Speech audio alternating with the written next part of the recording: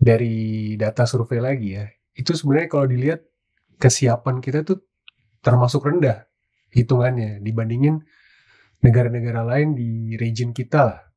Kita tuh kalau dari data dari Oxford Insight yang saya baca itu kita tuh urutan ke-42 kesiapan negara kita gitu. Dibandingin negara tangga kita kayak Thailand itu di urutan 37, Malaysia di urutan 23, bahkan Singapura itu di nomor 2 sekarang kesiapan mereka gitu. Jadi kayaknya kita masih cukup tertinggal ya, khususnya di region kita sendiri. Ya, jadi Asia ini salah satu solusi jagoan kita sih sebenarnya. Ya, jadi hampir semua customer hampir kita semua. ya. Jadi dan nggak hanya customer itu tidak hanya spesifik customer, tapi use case Asia ini tuh banyak, mulai dari financial, banking, oil and gas, manufacturing. Jadi banyak sekali sih ini Asia ya. Nah, Asia ini sebenarnya solusi yang sangat komprehensif ya. Dia itu biasanya kita propose ini kalau customer ini membutuhkan solusi yang benar-benar pure SDN base. Jadi ada controllernya, kemudian ada platform switch-nya. Jadi semua itu di-manage oleh controller. Jadi kayak seolah-olah itu seperti apa sih? Kayak sebuah fabric lah yang di-manage oleh controller.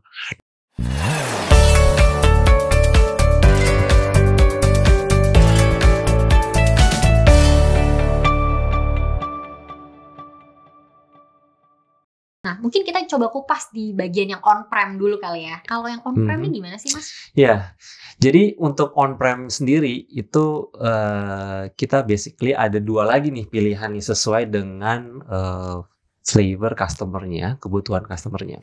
Ya, yang pertama itu adalah ini solusi on-prem ya, yang semua di on-prem ya. Itu adalah Cisco ACI, ya. Dan yang kedua adalah Cisco NDFC. Jadi ACI itu singkatan dari Application Centric Infrastructure, dan NDFC ini Nexus Dashboard Fabric Controller ya. Jadi ada dua itu. Ya, jadi kita bahas satu dulu. ACI dulu. Boleh, kita coba bahas yang ACI dulu kali ya. Ya, ACI dulu ya. Jadi ACI ini salah satu solusi jagoan kita sih sebenarnya. Ya, jadi hampir semua customer. Semua. Jadi dan nggak hanya customer itu tidak hanya spesifik customer, tapi use case Asia ini tuh banyak, mulai dari financial, banking, oil and gas, manufacturing. Jadi banyak sekali sih ini Asia. Nah, Asia ini sebenarnya solusi yang sangat komprehensif ya. Dia itu biasanya kita propose ini kalau customer ini membutuhkan solusi yang benar-benar pure SDN base. Jadi ada controllernya, kemudian ada platform switch-nya. Jadi semua itu di-manage oleh controller. Jadi kayak seolah-olah itu seperti apa sih? Kayak sebuah fabric lah yang di-manage oleh controller. Dan feature-nya itu yang perlu ditekankan, feature-nya sangat rich. Jadi kita Asia udah cukup lama, masih kan nggak kira-kira implementasi awal berarti 2000 berapa ya? 10-an kali. Sebelumnya nanti kita cek lah ya. Pokoknya saking lamanya saya juga lupa. Jadi, nah itu dan secara fitur tuh terus bertambah gitu, karena memang dia software defined based. Jadi karakteristik utamanya pertama dia memang policy based driven ya. Jadi dia networking itu berbasis policy. Jadi kita menentukan tuh siapa boleh ngomong siapa, policy-nya seperti apa, itu yang pertama. Terus yang kedua, dia memang sifatnya whitelist policy ya. Jadi semua endpoint yang masuk ke dalam fabric itu by default akan di-deny. Kita tentukan siapa boleh ngomong siapa. Jadi memang based on policy sih basically itu ya. Nah, itu strong point-nya dia tuh. Dan yang berikutnya adalah dia memiliki integrasi juga ke dunia virtualisasi. Jadi ke dunia VM, container. Jadi memang networking-nya itu di-provision secara end-to-end. Jadi customer itu memiliki single controller untuk memanage any workload. Baik itu bare metal, VM, container, gitu-gitu sih. Itu salah satu strong point-nya. Dan yang penting juga adalah model implementasinya cukup unik dia. Yeah. Jadi artinya dia bisa di-deploy di berbagai macam tipe deployment ya. Mulai dari single data center, multiple data center dengan kita sebut dengan Asia multi-site by the way. Atau mungkin customer yang mau deploy data center yang kecil, yang di edge, di remote, kita sebut dengan remote live. Jadi cuman ya mungkin hanya 2 switch tapi di manage oleh SDN controller.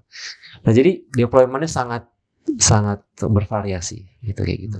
Itu mengenai ACI itu secara garis besar lah ya. Seperti itu tadi tentang yang ACI ya. Iya. Nah, kalau yang mungkin saya mau tambahin sedikit lagi. Boleh. Satu yang penting lagi di ACI yang unik itu adalah kita punya fitur yang disebut dengan service chaining, di mana kita bisa meredirect traffic ke security appliance gitu-gitu ya, dengan mudah tanpa didikte oleh placement dari firewall itu sendiri. Jadi kita bisa taruh firewall aja di lift, nah, kemudian nanti kita bisa pilih mana yang di redirect, mana yang tidak gitu. Fleksibel. Salah satu komponen juga. Fleksibel ya. Nah, tadi kan tentang ACI nih. Iya. Pilihan yang kedua untuk on-premise adalah NDFC gitu ya. Nah, Pak Ardi mungkin boleh dijelaskan lebih detail tentang si NDFC ini, Pak. NDFC ya. Mungkin correct me if I'm wrong ya, Pras ya. Bisa. NDFC ini nggak banyak diimplement, cuman sebenarnya dia itu kayak ACI juga, cuman lebih kalau saya ngeliatnya lebih loosely coupled lah. Dia tuh nggak antara controller sama switchnya itu nggak tightly coupled dengan ACI gitu. Jadi kita bisa configure lewat NDFC switch-nya, atau kita bisa configure juga direct gitu langsung ke perangkatnya kalau kita mau gitu. Nah, di NDFC ini banyak fitur yang ada di ACI, ada juga di NDFC, kayak dia bisa deploy VXLAN otomatis gitu. Kan kendalanya kalau di data center itu kan sekarang topologi itu span and leaf ya. Hampir semuanya itu span and leaf dan VXLAN. Nah, kendala VXLAN itu cara konfigurnya itu kompleks gitu. Kalau kita mesti manual gitu ya, itu kompleks banget. Nah, dengan NDFC ini kita bisa automate konfigurasi VXLAN yang kompleks itu, kita automate gitu. Nah, terus dia juga bisa ya kita mau push konfigurasi lain-lain itu kita nggak perlu satu-satu lagi, kita bisa lewat si NDFC ini. Kita bisa juga bikin L4 L7 redirection tadi kayak di ACI juga. Betul. Ya. Walaupun memang di ACI dia lebih untuk redirectionnya lebih feature-nya lebih fleksibel. Tetapi bukan berarti NDFC tidak bisa. NDFC juga bisa, tetapi mungkin nggak sefleksibel ACI, tapi itu bisa dilakukan di NDFC. Dia juga bisa untuk khusus untuk AI gitu ya. Dia bisa kita configure QoS untuk automation di level perangkat itu supaya cocok dengan traffic AI itu, kita bisa configure lewat NDFC juga. Yang tadi di depan saya bilang lossless, nah itu kan penting tuh. Kalau kita configure sesuatu itu ribet gitu ya. Nah, dengan NDFC kita bisa configure sekaligus gitu. Ya mungkin sedikit tambahin ya. Jadi sebenarnya basically ACI dan NDFC ya. Kapan customer pilih ACI atau NDFC itu tidak ada yang salah sebenarnya. Artinya kita akan lihat customer ini requirement-nya seperti apa dulu nih, ya. Bisa jadi dia cocok ACI, bisa jadi dia lebih cocok ke NDFC gitu ya. Jadi, tetapi jangan khawatir salah pilih, karena kedua-duanya itu akan dimonitor atau kita ada fitur namanya day to operation ya. Kita sebut dengan NDI, Nessus Dashboard Insight. Nah, Nessus Dashboard Insight ini itu bisa support dua-duanya sekarang ya. Jadi ACI dan NDFC. Mungkin sedikit komen tadi yang tadi Ardi bilang. Tadi lu bilang apa tadi? NDFC sedikit belum banyak di deploy. Belum banyak di customer kita. Betul, karena memang NDFC dulunya itu memang secara feature dia sangat minim, limited. Nah, sekarang kan tadi saya bilang di awal bahwa inovasi kita kan terus-terus ya. Jadi NDFC sekarang secara feature wise dia juga sudah mulai ngejar ya. Sudah mulai ngejar. Jadi ini lebih ke flavor, customer mau SDN base atau mau yang network yang VXLAN, yang pakai NXOS biasa, tapi di automate oleh NDFC. Jadi ada dua flavor, mau SDN base atau mau yang berbasis otomasi aja. Oke, customer bisa milih. Customer bisa pilih dan nanti kita akan bantu untuk menentukan mana yang lebih cocok. Gitu ya. Oke. Nah, tadi kan dua-duanya ini seputar berkaitan dengan on-prem-nya ya. Iya. Nah, kalau yang cloud manage nih Mas Nah, Pras. Oke. Baru tuh. Nah ini baru ya. Jadi cloud manage ini yang baru dari kita. Apa namanya? Kita sebut dengan Hyperfabric. Ya, jadi seperti tadi saya bilang bahwa networknya tetap ada di on-prem, tetapi controllernya ada di cloud. Nah sebenarnya target Hyperfabric ini itu untuk customer yang mengutamakan simplicity. Ya, jadi dia sangat sederhana tuh, nggak terlalu kompleks ya, karena kita nggak perlu maintain life cycle-nya si controllernya, semua ada di cloud, nanti kita yang maintain gitu ya. Sangat simple, sangat sederhana ya. Tetapi performance-nya jangan khawatir dia lebih rendah tuh. Performance-nya memang di data center class, dia memang didesain untuk data center gitu.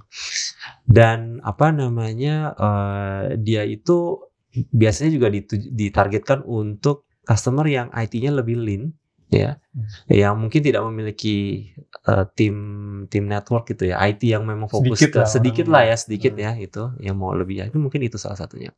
Dan Hyperfabric ini kita ada 2 flavor sebenarnya basically. Jadi Hyperfabric saja dan Hyperfabric for AI. Ya, nah Hyperfabric yang biasa, Hyperfabric aja lah ya kita sebut ya, itu untuk men-serve aplikasi-aplikasi yang general. Apapun aplikasi masuk ke Hyperfabric situ. Nah, ada Hyperfabric for AI. Nah, ini memang khusus untuk AI workload. Dan bagaimana kita go to marketnya untuk Hyperfabric for AI, itu kita datang dengan solusi yang bundle, yang pre-validated, ya, dengan vendor-vendor yang tadi saya jelaskan di awal. Jadi, Hyperfabric for AI itu akan include networking ya dengan Hyperfabric, servernya dengan NVIDIA GPU, kemudian storage-nya tentu juga dengan tadi yang saya sudah sebutkan juga, dan aplikasi AI-nya NVIDIA Enterprise itu sudah include juga di dalamnya, AI Enterprise, dan juga untuk platform kontainernya tuh OpenShift dengan kerjasama dengan Red Hat. Nah itu semua udah dibundle. Jadi satu. Nggak perlu beli satu-satu. Nah itu disebut dengan Hyperfabric for AI. Kayak gitu modelnya. Oke, berarti Hyperfabric for AI ini kayak versi premiumnya gitu ya dari Hyperfabric yang biasa tadi ya. Betul, kalau Hyperfabric yang biasa itu hanya networknya saja. Nah, Hyperfabric for AI ini lengkap lah. Kalau customer mau deploy AI, Oke, berarti kesimpulannya tadi untuk yang on-prem itu kan ada SCI, ada NDFC. Kalau SCI itu fokusnya ke policy driven automation, kemudian application centric networking gitu ya. Betul, kemudian untuk yang NDFC ini fokusnya lebih ke automasi untuk operationnya dan juga deployment fabric. Deployment fabric ya, VXLAN fabric pada umumnya lah ya. VXLAN ya. Oke, tapi memang tidak ada yang salah dengan pilihan ini, semua balik lagi sesuai dengan kebutuhan customer. Betul. Gitu ya, oke. Siap kalau gitu. Nah, mungkin ada lagi nih yang mau ditambahkan dari Pak Ardi? Mungkin kita ini kali ya. Nextnya kita bahas use case-nya kali ya. Di customer kita kan banyak. Bisa, menarik tuh. Jadi nanti customer juga bisa lihat lebih detail use case-nya tuh seperti apa sih untuk penggunaan adopsi dari beberapa teknologi ini, begitu ya Pak ya. Kira-kira cocok nggak di mereka gitu. Mungkin itu yang mereka cari-cari selama ini mungkin. Oke, betul sekali. Dan kalau nanti customer tertarik untuk mengadopsi ini, tapi mungkin masih bingung nih dengan pilihannya, kira-kira lebih cocok kemana? Nanti bisa konsultasi dengan Master System dan Cisco ya Pak ya. Cisco, betul. Iya, betul. Oke. Jadi nanti masterian semua kalau dirasa bingung nih pilihannya yang mana yang lebih cocok ya untuk diadopsi gitu. Nanti bisa langsung kontak di nomor yang ada di bawah ini. Oke, terima kasih banyak Mas Pras dan juga Pak Ardi tentang perbincangan kita hari ini. Nanti kita akan jump ke next content ya Pak, yang akan lebih mengerucut use case-nya. Use case-nya ya. Gitu ya. Oke, baik. Masterian semua, terima kasih juga sudah menonton Master Talk ini hingga akhir. Dan jangan lupa nanti saksikan konten-konten lainnya di channel Master System Infotama. Jangan lupa juga untuk subscribe, like, komen, dan share ke seluruh sosial media yang kamu punya. Saya Inosensia pamit undur diri. Master Talk, Inspiration Talk with the Master. Sampai jumpa di episode selanjutnya. Bye!